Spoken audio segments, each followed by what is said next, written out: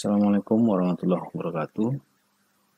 Pada video-video sebelumnya sudah kita bahas sudut azimut, kemudian bearing, back azimut dan back bearing yang kesemuanya adalah merupakan sudut mendatar ya, atau horizontal.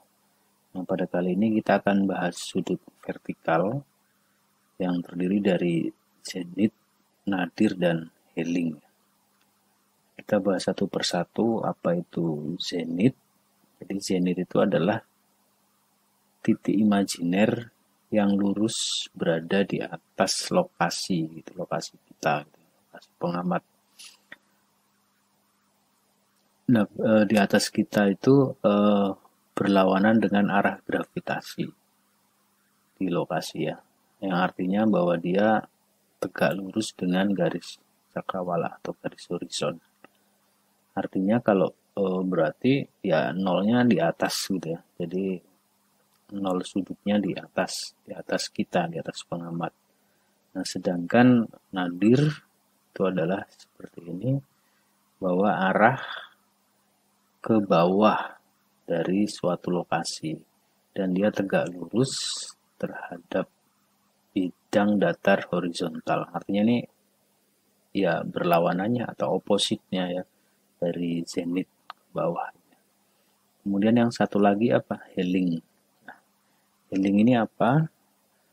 Helling itu kalau kita langsung ke pengertian sudutnya adalah sudut yang terbentuk oleh perputaran dari ini bidang datar ke objek yang dituju atau yang ditarget atau dibidik gitu ya.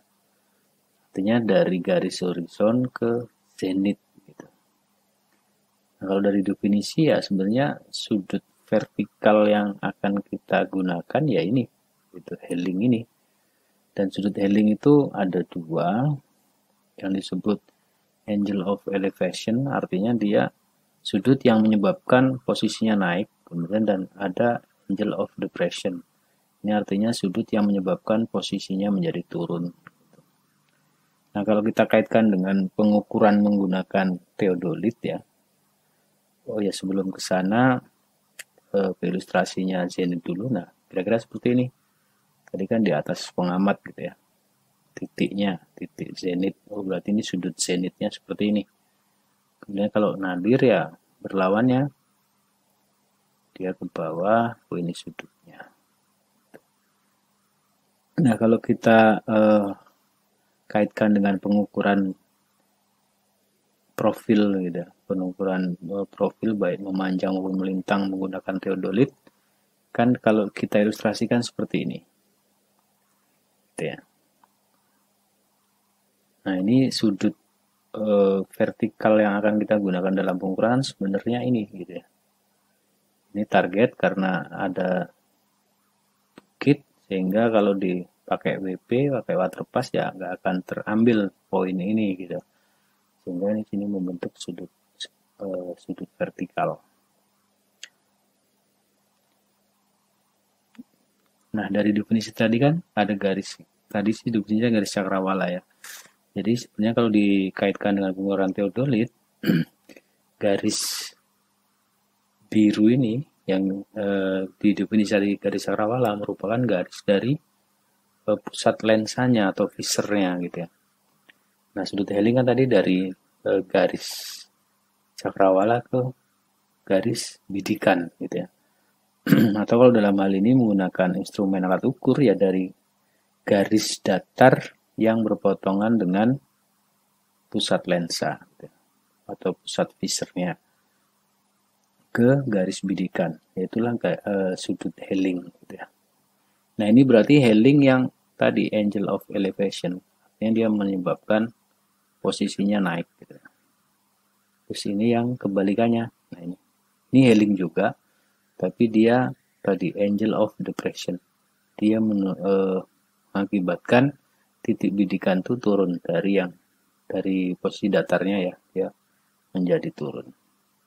Nah, kalau kita overlaykan dengan ilustrasi zenit dan nadir tadi, kan kira-kira seperti ini jadinya. Ini yang elevation, angle of elevation, kemudian ini yang sudut depresi atau angle of depression seperti ini.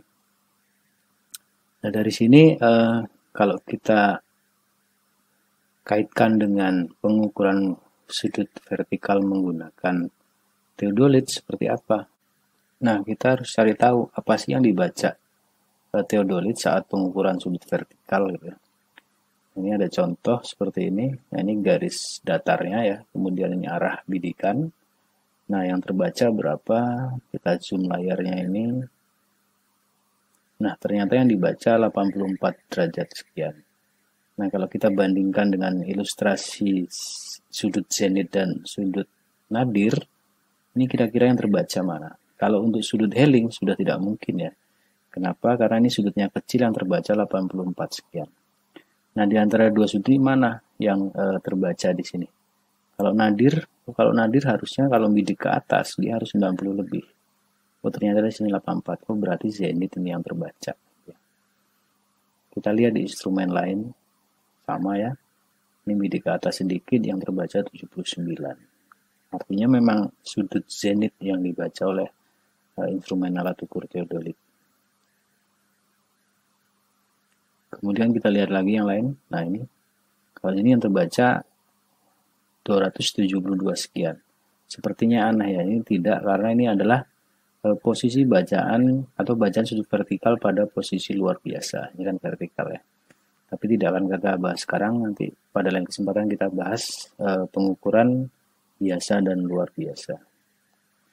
Nah, kalau selanjutnya kalau kita perhatikan profil penampang ini.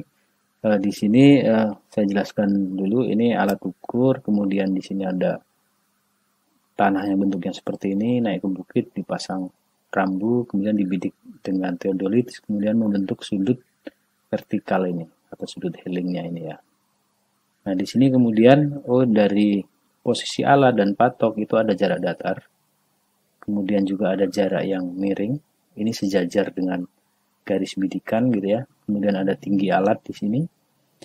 Kemudian di sini ada bacaan benang ya, benang tengah gitu ya. Sebenarnya ada benang atas, benang tengah dan benang bawah gitu ya. Nah, kalau kita perhatikan di sini, kalau di sini tinggi alat, nah dari garis datar ini ke arah benang tengah, ini kita kasih aja notasi DV gitu ya. Kemudian dari tanah ke benang tengah itu ya tentu saja tinggi bacaan benang tengahnya atau kita kasih notasi BT. Nah, tentunya dari selisih tinggi tanah di sini dengan tanah di sini atau yang ini tentu saja adalah beda tinggi atau kita kasih notasi DZ gitu ya. Kemudian di sini ada DH, di sini ada miring tadi ya. Di sini ada sudutnya. Nah, dari sini sebenarnya kita akan mengelaborasi apakah kita butuh sudut Helling gitu ya. Nah, yang bisa diperhatikan yang ini kan sebenarnya dua garis dimensi ini antara HI plus DV dan DZ plus BT itu kan sama ya tingginya. Sehingga berlaku persamaan ini. Atau sebenarnya kalau mau mencari beda tinggi antar dua titik ini, itu rumusnya adalah tinggi alatnya ditambah ini DV gitu ya, tambah DV minus benang tengahnya. Jadi sorry plusnya masih ada ya, karena pindah ke ruas ya ini yang pindah ruas ke sini ya, DZ sama dengan HI plus DV min BT. Berlaku persamaan seperti itu. Oh ternyata dari sini yang harus kita cari adalah ini DV-nya. Nah DV-nya kan PR-nya. Nah kemudian kalau dari trigonometri sudut Helling ini misalnya pertama adalah kita elaborasi dari fungsi sinus gitu. Oh sinus berarti adalah DV dibagi DM kan seperti itu. Kalau kosinusnya adalah sisi samping, oh berarti DH dibagi sisi miring DM. Kemudian kalau fungsi tangen, berarti tangen sudut Helling ini adalah DV dibagi DH, kan seperti itu. Sehingga bisa dituliskan seperti ini. Nah, ini fungsi-fungsinya. Oh, dari sini berarti DV kita bisa cari saat DM sudah dihitung. Atau DV bisa dicari saat DH sudah dihitung. Dan DH juga bisa dihitung saat DM sudah dihitung. Jika sudut Hellingnya diketahui. Oh, ternyata memang kita butuhnya adalah ini, sudut Helling ini. Nah, dari situ kita bisa menghitung DV berdasarkan jarak datar gitu ya, dengan fungsi tangan. Kemudian DV, oh bisa kita hitung juga saat DM diketahui atau sudah dihitung. Nah, DM dari mana? Ya dari bacaan benang atas dan benang bawahnya kan kira-kira seperti itu. Kemudian DH juga bisa dihitung saat DM sudah diketahui. Oh, ternyata memang kita butuh sudut Hellingnya. Nah, berarti bisa kita simpulkan nih. Teodolit itu yang dibaca adalah sudut zenit.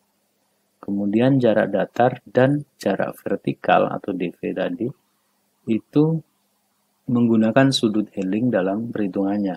Gitu. Oh, berarti kita harus cari dulu sudut Hellingnya berdasarkan sudut zenit. Nah, kalau kita lihat ilustrasi ini kan saat posisinya begini ya, angle of elevation.